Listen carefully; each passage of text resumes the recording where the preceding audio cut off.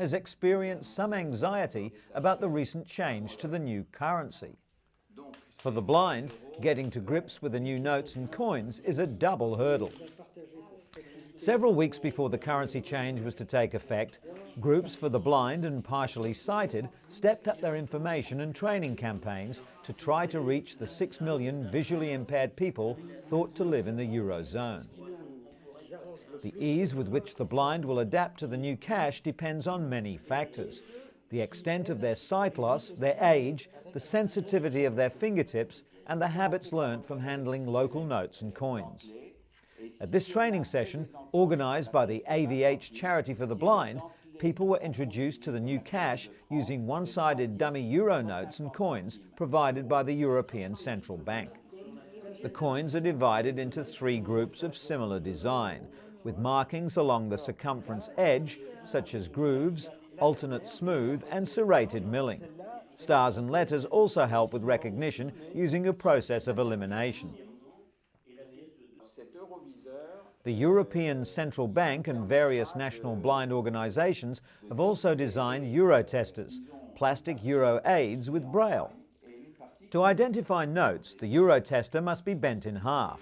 The note is then inserted and the section of note now sandwiched between plastic is bent back over.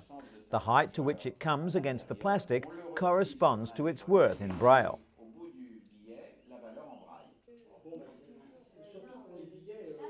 Coins, on the other hand, are inserted into a narrowing groove.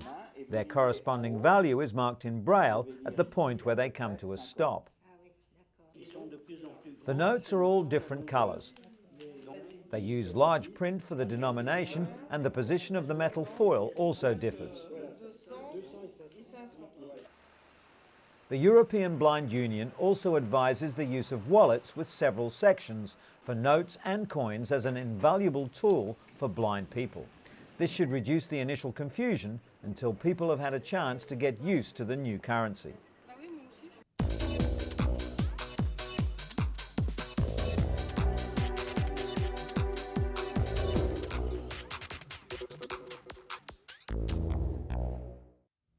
Not have sexual relations with that woman. Lies. Ms. Lewinsky. Sometimes they can take months of investigation and millions of dollars to uncover. But cutting-edge technology from the Mayo Clinic may finally take the mystery out of deceit. According to doctors, when someone lies, there's a sudden warming around the eyes. The new device detects these altered heat patterns using high-definition thermal imaging equipment, which picks up on the subtle metabolic changes that can occur instantaneously.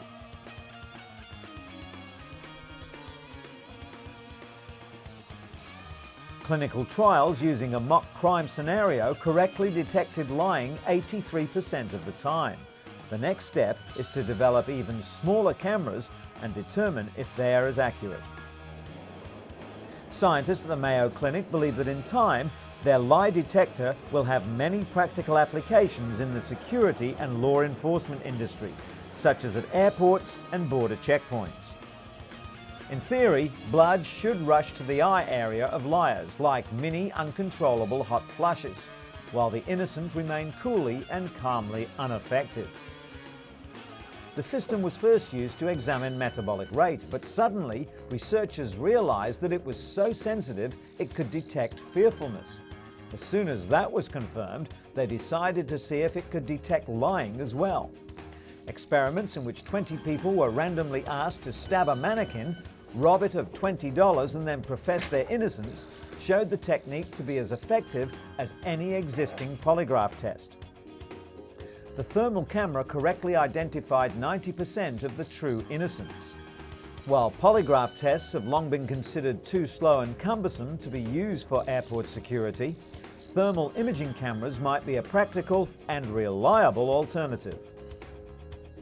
New technology has also come to the aid of cystic fibrosis sufferers who've been unable until now to travel far from home.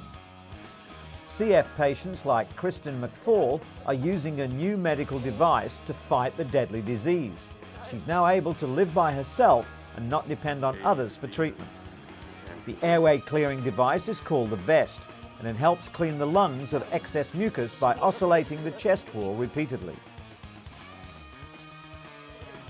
Melody Green has had 2 double lung transplants, and like most transplant patients, she underwent daily chest physiotherapy to keep her lungs functional. But with the vest, it was no longer necessary. Of all the lungs donated each year, only 12% have actually been usable, but the vest was modified recently to ensure the organs were kept in optimal condition even before transplantation, and that means that more lungs will be available for patients like Melody. And an English company is offering drowsy drivers a quick fix solution to keep them alert and safe on the roads. The British Oxygen Company claims that a blast of oxygen is enough to wake the body. A driver simply pulls over for a moment and with the canister provided sprays some pure oxygen into their lungs. According to AAA, drowsy driving is to blame for 100,000 serious crashes and up to 2,000 deaths every year in the US. Oxygen does provide the body with energy, but no study has shown that it can keep a tired driver alert. Robert Sinclair from the American Automobile Association believes there's no alternative to sleep. It only takes a second or two of what's called microsleep to spin off the road. Despite the warnings, the oxygen canister will soon be on sale at a cost of $5 a can.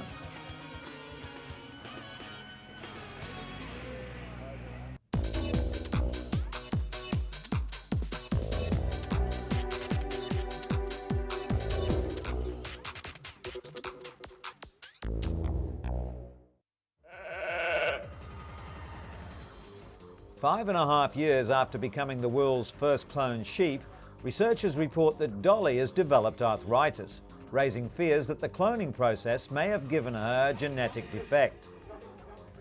According to Professor Ian Wilmot of Scotland's Roslin Institute, Dolly developed arthritis in her left hind leg at an unusually young age.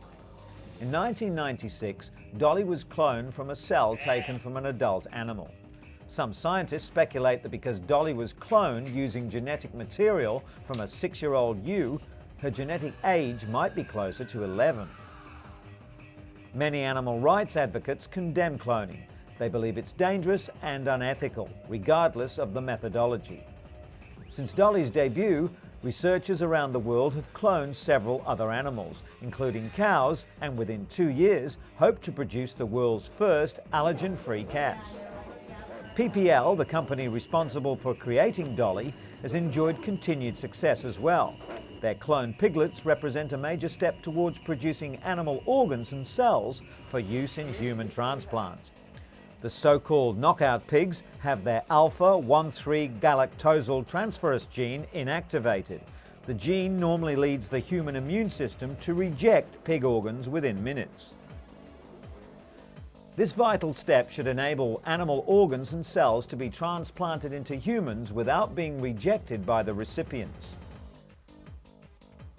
Cloning of the animals took place in the lab, following which the fertilized eggs were put back inside the mother pig, who gave birth to 5 healthy piglets.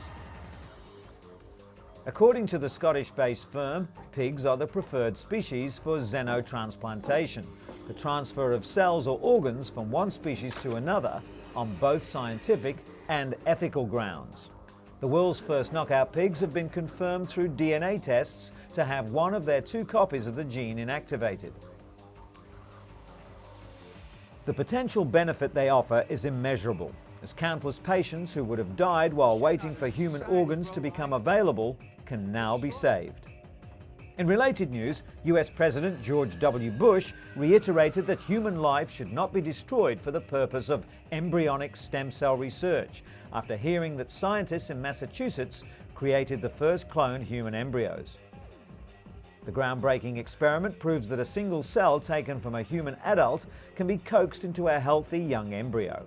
However, the medical advance raises ethical concerns because it requires the creation of human embryos solely for the purpose of destroying them. Researchers at Advanced Cell Technology also cloned several healthy cows, using the same cloning process to create the 6-celled embryos. The scientists say their intention is not to create cloned human beings, but to develop immune-compatible cells to treat degenerative diseases. Although in August President Bush announced he would allow limited funding for several already existing stem cell lines, some members of Congress warned they will work to prevent further research studies in the US altogether.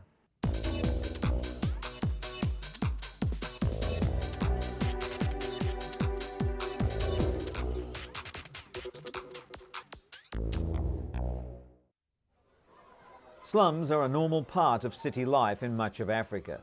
In Kenya's capital, Nairobi, some 3 million people, nearly 60% of the city, live in the slums. The biggest slum, Kibera, is one of the largest in sub-Saharan Africa, with an estimated population of 700,000. Lack of drainage or any proper sewer system creates numerous sanitation problems. Almost all toilets are pit latrines, not much more than a hole in the ground, used by as many as 10,000 people. While the women do their best to keep the outhouses clean, the waste ends up in the gaping sewers, leaving disease to stalk the local population. Filthy sewer water is then pumped directly into nearby streams, spreading disease to other communities along the river.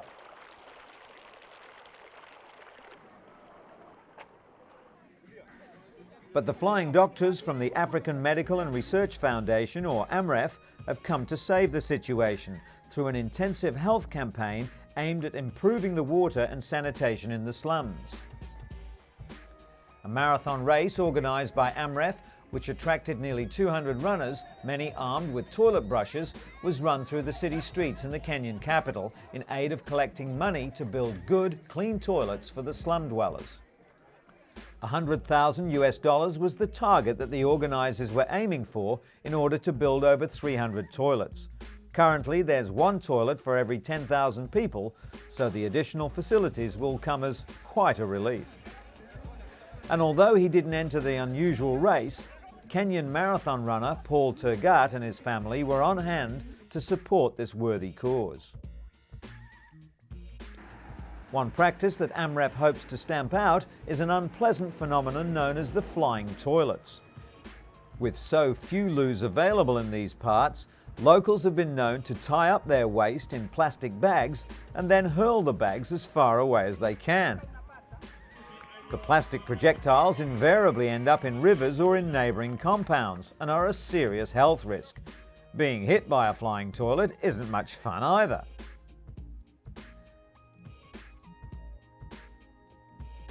Race winner 20-year-old John Cutio told the crowd that he too comes from Kibera and will benefit as much as anyone from the day's event.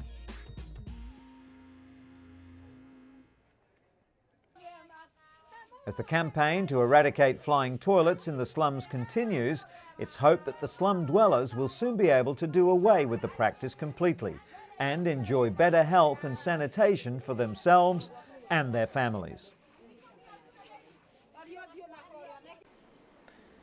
And while we're on the subject, some 200 delegates from Asia, Europe and North America took their seats recently at the World Toilet Summit in Singapore. It's something people use every day, but organisers hope to bring the taboo topic out of the water closet by swapping ideas on design, public education and sanitation. Wash your hands and always flush was the message from a mime troupe that kicked off the event with a graphic but silent demonstration of the good, the bad and the ugly in the bathroom.